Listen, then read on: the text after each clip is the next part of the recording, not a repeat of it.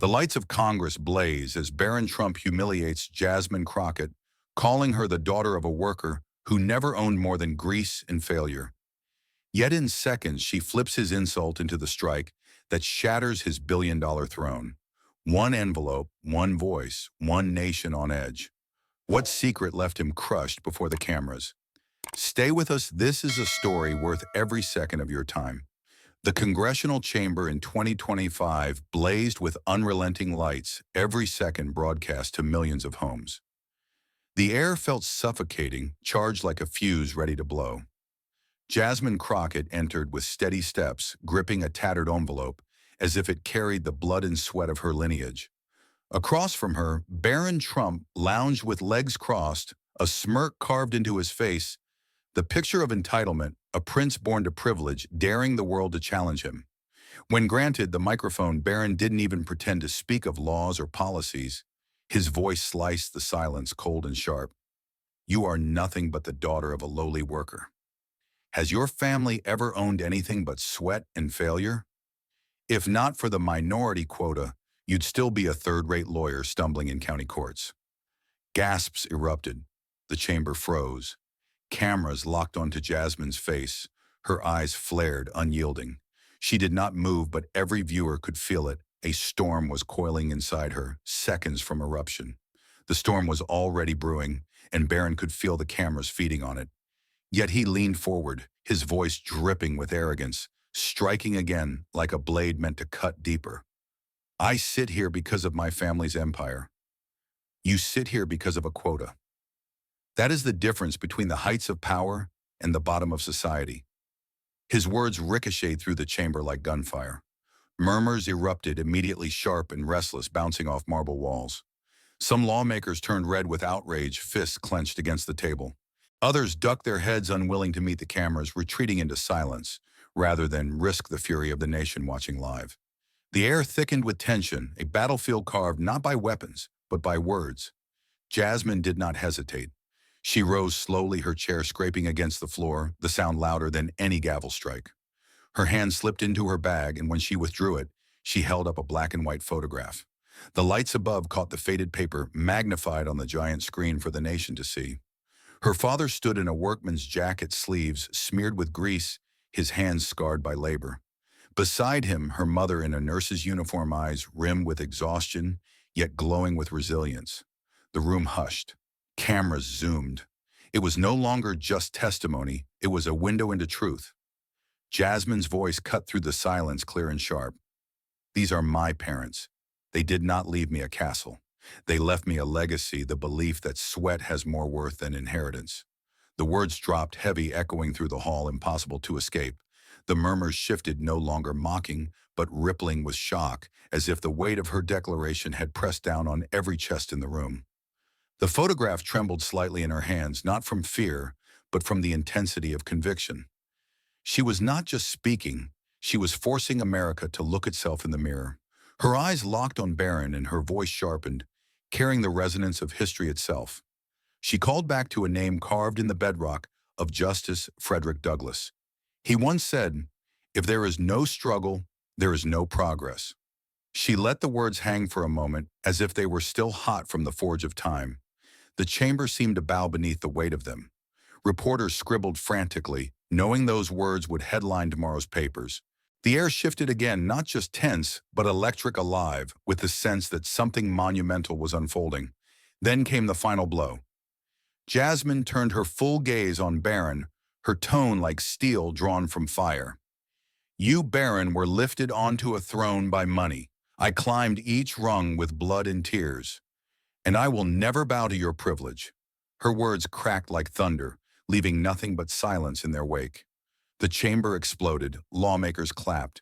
Some stood their applause, a roar against the arrogance just displayed.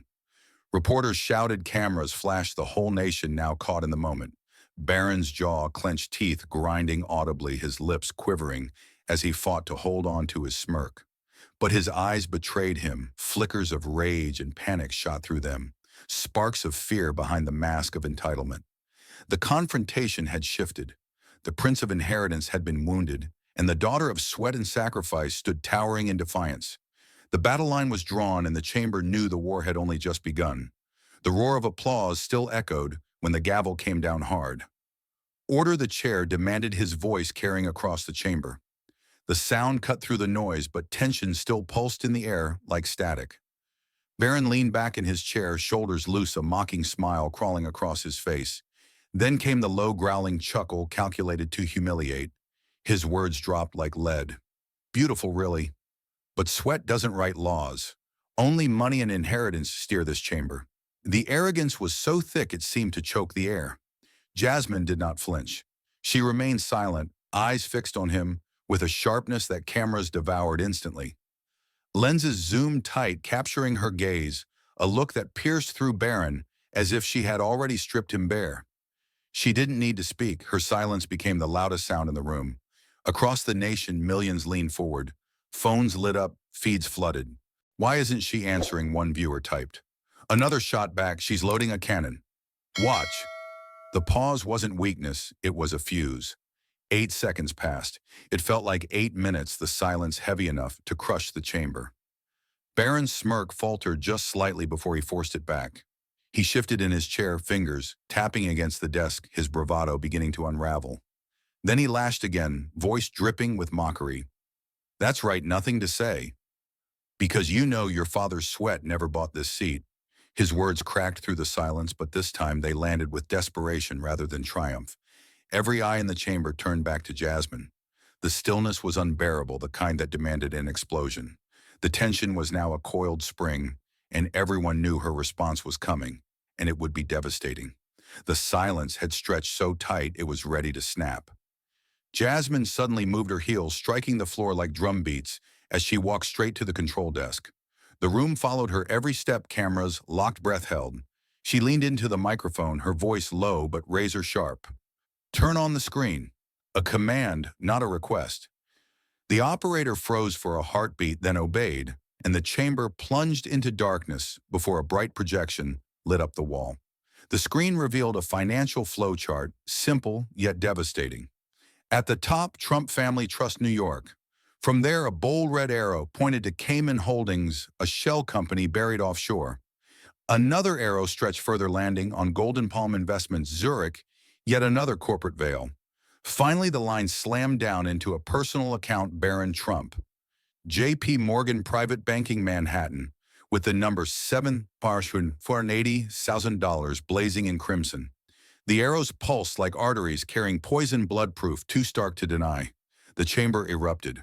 Reporters leapt to their feet, cameras clicking like gunfire pens, scratching frantically. Gasps tore through the gallery, a chorus of shock rising like a wave. Senators whispered furiously, some clutching their foreheads, others shaking their heads. Barron's face drained of color before flushing deep red, his jaw clenching, eyes darting toward the exit. He slammed a fist on the desk, his voice cracking into a shout. "This is fabricated lies."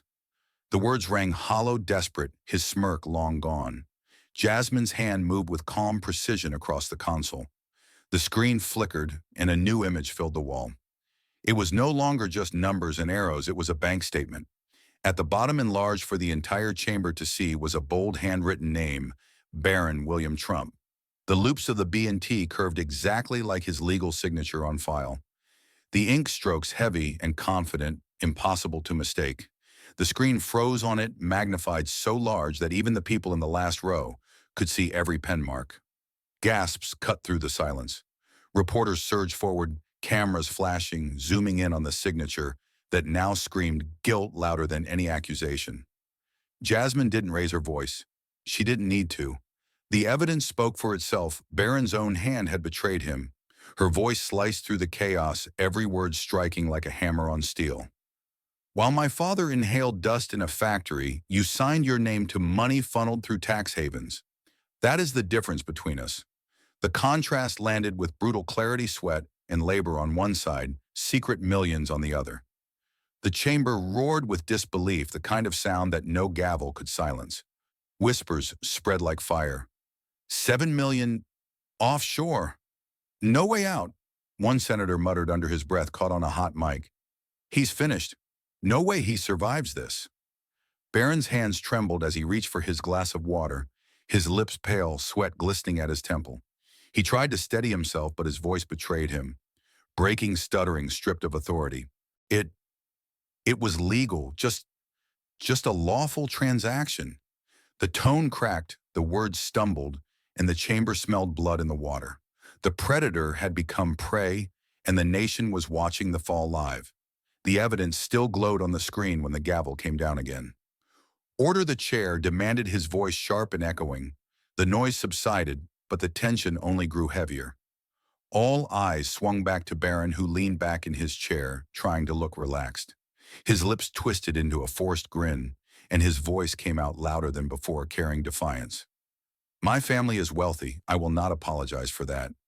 Wealth makes America strong. The poor only know how to complain." His words cut, but the edges felt dull, strained, desperate to regain control. The cameras closed in on his face, catching what his words could not hide. A bead of sweat rolled down from his temple, sliding past his jaw, magnified on every screen across the nation. He tried to laugh, but it rang hollow, shaking instead of steady. Jasmine did not move. She sat perfectly still, her eyes locked on him, sharp and steady as a blade. That silence pressed down harder than any insult. The chamber shifted, sensing the imbalance, the predator losing his ground. Barron's grin flickered, his rhythm collapsing under the weight of her stare. His voice cracked, stammering, broken by nerves. "Money. Money is a tool. No, it is proof. It is power." The words fell apart, mid-air, fragments of confidence scattered in front of the cameras. Senators whispered to each other, some shaking their heads, others smirking at his unraveling. The gallery buzzed with low murmurs, a wave of disbelief rolling through. Barron's own arrogance had turned into quicksand, dragging him down with every word. The silence returned, this time suffocating, and everyone realized he was cornered, stumbling into a dead end of his own making. The showdown was tightening. The chamber was already trembling from the collapse of Barron's words, and then Jasmine rose. The scrape of her chair echoed through the silence like steel on stone. Slowly, deliberately, she reached into the inside pocket of her jacket. Her hand emerged holding a battered envelope, its edges torn, its paper softened by years of being carried close. She walked to the front, each step measured, and laid it carefully on the chairman's desk. The overhead light caught it, illuminating it as if it were sacred. The room leaned in, the cameras zoomed closer, the anticipation unbearable. Jasmine opened the envelope with trembling fingers that betrayed not fear but reverence. Inside lay a single slip of paper, yellowed and creased, the ink faded with time. She held it gently, her voice breaking the silence, soft, at first thick with emotion. "We are poor, but we are not dishonorable. No one can buy our voice." The words fell heavy, echoing in the chamber, burning into the air. For a moment it felt as if her father himself had stepped into the room to speak. She paused, drew a breath, and read it again. This time her voice rose firm, commanding every syllable, ringing like a hammer on iron. "We are poor, but we are not dishonorable. No one can buy our voice." The second reading shook the chamber. It was not just a sentence, it was a declaration, an oath reborn under the blinding lights of Congress. The cameras captured the trembling ink strokes, the shaky handwriting of a working man who had nothing but dignity, now immortalized on screens across the nation. The words were no longer faded, they were fire. The chamber erupted. Senators stood to their feet, some pounding their desks, others clapping until their palms turned red. The gallery roared with applause, the sound rolling like thunder trapped inside marble walls. Reporters shouted over one another, their flashes lighting the chamber in bursts, each click preserving the moment in history. Ordinary citizens watching at home felt the surge ripple through them, a reminder of what sacrifice and dignity meant. The applause was not for politics, it was for truth, raw and unfiltered, spoken in a voice that carried generations. Barron sat frozen, every ounce of his arrogance stripped away. His head dropped, chin nearly touching his chest, his shoulders collapsing inward. His face had gone pale, the color drained like ink from paper sweat gathering on his brow. His hands, once so steady on the desk, now shook uncontrollably, fingers twitching against the polished wood. The cameras caught everything, the fall of a prince who had mocked sweat undone by a father's vow, written in sweat-stained ink. He did not speak. He could not. The silence around him was deafening. The chamber knew the blow had landed. It was the kind of strike that ended arguments, that cut deeper than statistics or speeches. Jasmine's father had spoken across time, and she had delivered his words as a blade. Barron's collapse was no longer political, it was personal, undeniable, absolute. And as the applause thundered on, it was clear to all the decisive blow had been struck, and the storm had found its target. After the vow struck like thunder, the room held its breath. Then Barron erupted. He lurched toward the mic-face flush voice, ragged with fury. "You are acting to win over the masses," he shouted, pounding the table as the gavel hammered for order. The insult cracked across the marble like a whip, and the gallery gasped. He tried to grin, but it twisted into something brittle and mean. Cameras caught every twitch, every tremor, as his last card hit the table. Jasmine did not flinch. She slid a finger over the console, and the screen sprang to life once more. A new clip rolled a crowded patio night air, clinking glasses, Barron half-lit by string lights bragging to friends over music and laughter. His voice came through the speakers clean as a confession. "Money makes the law kneel. Sweat buys nothing." The room detonated, reporters shot to their feet, and lenses snapped like small explosions. Staffers glanced at each other stunned as the audio replayed on a loop that left no room for denial. Jasmine stood unmoving, letting his own voice stain the air. Boos cascaded from the back rows, raw and unrestrained. A pair of lawmakers rose faces tight and walked out, not willing to be filmed beside the wreckage. The chair's gavel rattled uselessly against the din. When the noise dipped, Jasmine stepped to the mic and spoke without raising her voice. "Truth does not need acting. It only needs justice." The simple cadence hit harder than any shout. The line cut clean, leaving nothing left to argue. The chamber erupted into applause that would not end, a rolling thunder that swallowed the last of Barron's protests. He sagged into his chair, eyes vacant, then pushed himself up unsteady as cameras closed in from every angle. Photographers moved like a tide while the crowd's chant turned to a wall of sound. He stumbled toward the aisle, shoulders hunched as the corridor ahead dimmed into shadow. Behind him, the screen still froze, on his words a brand he could not outrun. And in the center of it all, Jasmine stood tall, one hand on the battered envelope haloed by light, while Barron lowered his head and walked into the dark. The image of Barron fading into darkness was still looping on late-night broadcasts when the morning exploded. Push alerts screamed across phones, front pages went to print in emergency runs, and newsstands, stacked with fresh ink, carried one headline from coast to coast: "Historic moment, Barron Trump brought down by Representative Crockett." Satellite trucks formed lines outside network buildings, while producers barked orders into headsets. Editorial boards rushed out specials, stitching together timeline graphics and sidebars on privilege and power. Every chyron boiled down to the same shock: a fall witnessed live, and a woman who would not bow. By noon, the cable split-screen war was in full burn. CNN introduced her with a flourish and a line that stuck like a spark in dry grass: the torch of justice. Across the dial, Fox News kept its tone tight and careful, calling it an emotional performance, the words landing stiff like shoes 2 sizes too small.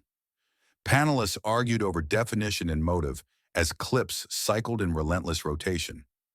Newsrooms cut between the hearing room street reaction and expert commentary, the tempo pounding like a drumline. Every segment promised the same thing: replay, the moment that turned the chamber upside down. Online, the flood became a torrent. The money flow chart, those red arrows carving a trail from trust to shells to a private account, was everywhere, frozen mid-pulse, annotated in bright circles. The second clip was the soul of it. Jasmine reading her father's line, the paper trembling, the voice steady the second time, as if forged in a furnace. The third clip, cruel and inescapable, caught Barron's face, blanching the breath hitch, the glass trembling in his hand. Threads stitched the three together in a seamless reel, racking up millions of views before dinner. The comments came like a storm surge: disbelief, vindication, memory, and rage. Then the streets answered. Workers from warehouses, docks, and plants printed a simple sign and held it high in break rooms and parking lots: "Sweat's inheritance." Union halls taped it to corkboards beside shift schedules and safety notices. In Detroit, a strike line circled a brick factory, while a banner hung over the gate in big block letters: "One vote is worth more than any inheritance." Passing cars honked and fists rose from open windows. The chant rolled low and steady as if pulled from the belly of the city. Inside diners along the route, TVs glowed and coffee shook in cups as the banner filled the screen. The oldest viewers felt the quake most of all. In living rooms lined with family photos and campaign buttons from decades past, people pressed tissues to their eyes when the letter appeared again. That line read twice like an oath reforged. A retired steelworker whispered the words along with her, remembering layoffs and picket lines and the time a paycheck didn't come. A veteran of long-ago wage fights nodded slowly, palm flat to the table, as if steadying a ship in rough water. To them it wasn't spectacle, it was recognition. And as the day stretched into evening, one truth held: a sentence, written by a working man, had outshouted a fortune. The applause had barely faded from the chamber when the country roared to life as if the last gavel strike had kicked open a steel door. Progressive leaders moved first, crowding cable hits and town square live streams to hail Jasmine as a new standard bearer. Labor organizers, pastors, and civil rights veterans called her victory a blueprint, not a fluke, their voices braided into a single charge. March flyers swapped faces overnight, and her line about sweat began appearing on cardboard and church marquees before sunrise. Commentators didn't hedge. They crowned her moment a turning point and urged voters to turn emotion into motion. The momentum felt physical, like a crowd leaning forward at the same time refusing to step back. Conservative figures answered with a practiced drumbeat, calling for an investigation into the authenticity of the files, demanding receipts, chains of custody, and sworn attestations. Hearing requests stacked up like sandbags, but even their friendliest panels couldn't ignore the obvious. The signatures matched the timestamps aligned. The audio was clean.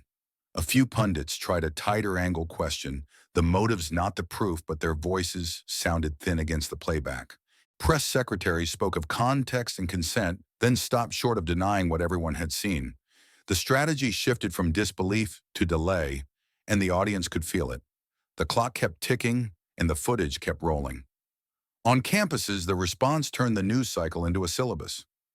Universities launched emergency forums titled "Sweat and Justice" in an age of inequality, packing auditoriums, with students, adjuncts, and night shift workers who came straight from the floor. Economists mapped the money trails on whiteboards, while historians tied them to older patterns of power. Ethics professors threw the floor open: where does merit end and machinery begin, and who gets to draw that line? In high school, civics teachers wheeled in projectors and played the hearing in full, then wrote one question across the board: is sweat really greater than inheritance? Hands shot up, but not all in agreement, and the room came alive with argument. It felt less like homework than rehearsal for citizenship.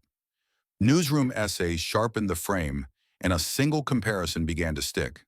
"This is the economic Selma of the 21st century," wrote one columnist, and others echoed it until the phrase felt carved in granite.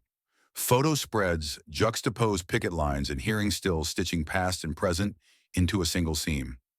Editorial boards warned that symbolism without statutes is just theater, then urged lawmakers to follow the cameras with bills. In living rooms, especially where wages had once come home, in lunch pails, the message landed like a bell tolling: at dusk, wealth can purchase access, airtime, even silence, but not absolution. And across headlines, classrooms, and kitchen tables, one human truth kept breaking through the noise: wealth may blind the law, but it cannot block the light of truth. The roar inside Congress had barely died when the headlines burst across the globe. International news agencies moved at lightning speed, blasting out the same message in different languages: battle of the century, Barron Trump brought down by privilege. The phrase appeared on digital billboards in New York, London, and Hong Kong, glowing against skylines like an announcement of history itself. Newspapers from Berlin to Buenos Aires placed Jasmine Crockett on their front pages, captured mid-stance with her father's letter in hand. She was framed not only as a politician, but as a living symbol of defiance. For millions abroad, this was no longer just an American drama. It was a story about what privilege meant in a world suffocating under inequality. In Europe, her image spread like fire. Trade unions in Spain printed posters of Jasmine holding the faded photograph of her parents and handed them out during morning rallies. Italian dock workers hung banners above the port of Genoa, translating her words into their own language. One vote is worth more than any inheritance. In France, activists projected her silhouette onto the facade of Lyon's City Hall, beams of red light outlining her like a saint of the working class. In Germany's Ruhr, Valley miners carried placards that said simply, "Crockett against Trump," their voices echoing in industrial streets that had seen generations of struggle. Television channels replayed her testimony as if it were a championship final, breaking down her pauses, her silences, her piercing gaze, treating them as deliberate strikes in a war between dignity and arrogance. Far beyond Europe, the impact was even more visceral. In South Africa, crowds poured into Cape Town's streets, chanting in multiple languages while carrying signs that declared "sweat is stronger than the silver spoon." Protesters painted murals of Jasmine's face on walls that once bore portraits of liberation heroes, placing her in a lineage of struggle. In Brazil, students covered campus walls with her quotes, staging flash demonstrations that turned city squares into classrooms of resistance. Farmers drove tractors through São Paulo with banners tied across their machines, linking her father's factory sweat to their own toil in the fields. In Paris, the message was translated again into French and shouted by young workers and immigrants marching through narrow streets, "La sueur vaut plus qu'une cuillère en argent." Across continents, one sentence had become a new anthem. Within days, the United Nations took the extraordinary step of quoting her in an official session. The spokesperson read Jasmine's words before the World One vote is worth more than any inheritance. They placed the sentence on the opening page of their annual report on social justice, printed alongside charts of inequality. Delegates from smaller nations applauded, shattering the usual stiff decorum. For once, the chamber of the UN felt alive, not with diplomacy, but with conviction. It was a rare moment where rhetoric did not feel empty. It felt like policy waiting to be written. Leaders walked out speaking not about trade wars or military threats, but about the power of sweat, the meaning of votes, and the limits of privilege. Back in Washington, the echo took on physical form. The city announced that one of its central parks would be rededicated in honor of the hearing. Workers laid granite stone at the center of a fountain, carving into it the words that had already circled the globe. One vote is worth more than any inheritance. Even before the unveiling, people left flowers and handwritten notes at the site. Veterans paused to salute the unfinished memorial. Teachers brought students to explain how history was unfolding in real time. When the covering cloth was finally pulled away, the place had already become a pilgrimage site, a monument not to Jasmine alone, but to every worker who had ever been told their sweat had no worth. Journalists began tracing her words backward through history. The figure they returned to again and again was Frederick Douglass, the abolitionist, who had once declared, "If there is no struggle, there is no progress." His words were now printed alongside Jasmine's vow in editorials and essays. Historians called it a torch passed across centuries from a man who had risen from bondage to a woman who had risen from poverty. Newspapers published side-by-side portraits, Douglas with his stern eyes and lion's mane of hair, Jasmine with her envelope and unshakable stare. The comparison was irresistible. Two voices separated by centuries but united by one struggle. Writers argued that what Selma had been for voting rights, Jasmine's hearing had now become for economic dignity. Meanwhile, Barron Trump transformed into a global cautionary tale. His face became shorthand for entitlement, undone privilege, collapsing under its own arrogance. In Asia, editorials called him the fallen prince of privilege. Cartoonists drew him shrinking beneath mountains of cash, while Jasmine stood opposite with nothing but a slip of paper. Late-night shows in Europe replayed his outbursts, adding mocking sound effects, turning his defiance into farce. In Kenya and Canada alike, commentators noted that his humiliation was not just personal, but symbolic, the end result of sneering at sacrifice in front of cameras too sharp to forgive. In the digital era, the memory of disgrace does not fade. It is replayed forever, and Barron had become its emblem. The debate widened beyond personalities into questions of systems. Was privilege itself on trial? Could one moment in a congressional hearing redefine how nations think about merit and fairness? Professors at Oxford asked students to debate whether inheritance undermines democracy. At Delhi University, economics classes analyzed the financial trail Jasmine exposed, comparing it to patterns of corruption closer to home. In Cairo and Manila, street artists painted her silhouette with captions demanding justice in their own languages. Social platforms filled with millions of posts as young people from continents apart joined in arguments about fairness. It was no longer a discussion about Jasmine alone. It was a reckoning about what justice means when wealth tries to drown out truth. For many, the lesson hit with stunning clarity. Wealth can buy lawyers, legislators, and headlines, but it cannot erase the truth once spoken. Commentators repeated the mantra across television screens: money can blind the law, but it cannot extinguish light. Writers described the imagery as cinematic yet painfully real, a working man's trembling handwriting defeating a dynasty's fortune. In one sense, the hearing was political theater. In another, it was a universal story, the timeless fight between sweat and castles, between privilege and progress. For people who had long felt voiceless, it was proof that one voice could still cut through the static. As days passed into weeks, one narrative remained constant. Jasmine Crockett was no longer seen simply as a congresswoman from Texas. She was described as a symbol of the century, an icon of justice reborn for a new era. Her father's letter, once folded quietly into a pocket, had been lifted to the global stage as a creed. Her silence under insult, her defiance under pressure, her words delivered like steel, they had turned her into something larger than office or party. Journalists called her the eternal witness, someone who did not just speak for her time, but for those who would come after. Her legacy had slipped from her hands into the hands of the people who carried her message into the streets. Thank you for watching until this moment and for standing with us on this journey for justice. Your support means everything, like subscribe and turn on notifications so you never miss what's next. And we'd love to hear your thoughts. Leave a comment below and let us know what moved you most in this story. Together, our voices make a difference.